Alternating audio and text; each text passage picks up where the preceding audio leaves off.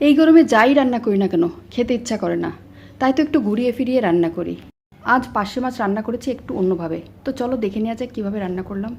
প্রথমেই গোটা জিরে আর আদা ভিজিয়ে রেখেছিলাম, তার মধ্যে কাঁচা লঙ্কা আর ধনেপাতা ডাঁটিগুলো দিয়ে একটু মিক্সিতে পেস্ট করে নিলাম। ওদিকে মাছ, আলু ও বেগুনগুলো নুন হলুদ মাখিয়ে রেখেছিলাম, সেই মাছগুলোকে কড়া তেলে ভেজে নিলাম, আর সাথে সাথে আলু বেগুনগুলোও ভেজে তুললাম।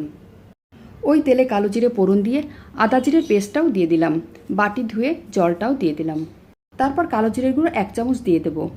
নুন হলুদ দিয়ে কষিয়ে তার মধ্যে আলু বেগুনগুলো ঢেলে দেব, নেড়ে চেড়ে জল দিয়ে দেব। তারপরে মাছগুলো ছেড়ে দেব।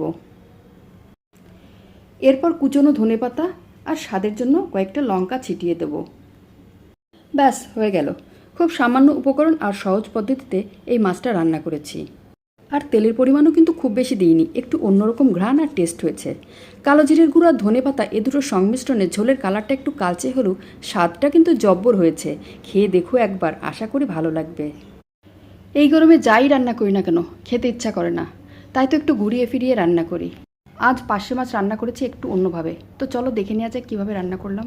প্রথমেই গোটা জিরে আর আদা ভিজিয়ে রেখেছিলাম, তার মধ্যে কাঁচা লঙ্কা আর ধনেপাতা ডাঁটিগুলো দিয়ে একটু মিক্সিতে পেস্ট করে নিলাম। ওদিকে মাছ, আলু ও বেগুনগুলো নুন হলুদ মাখিয়ে রেখেছিলাম, সেই মাছগুলোকে কড়া তেলে ভেজে নিলাম, আর সাথে সাথে আলু বেগুনগুলোও ভেজে তুললাম। ওই তেলে কালো জিরে ফোড়ন দিয়ে আদা জিরের পেস্টটাও দিয়ে দিলাম, বাটি ধুয়ে জলটাও দিয়ে দিলাম। তারপর কালো জিরের গুঁড়ো 1 চামচ দিয়ে দেব। নুন হলুদ দিয়ে কষিয়ে তার মধ্যে আলু বেগুনগুলো ঢেলে দেব, নেড়ে চেড়ে জল দিয়ে দেব। তারপরে মাছগুলো ছেড়ে দেব। এরপর কুচনো ধনেপাতা আর স্বাদের জন্য কয়েকটা লঙ্কা ছিটিয়ে দেব। ব্যাস হয়ে গেল। খুব সামান্য উপকরণ আর সহজ পদ্ধতিতে এই মাছটা রান্না করেছি।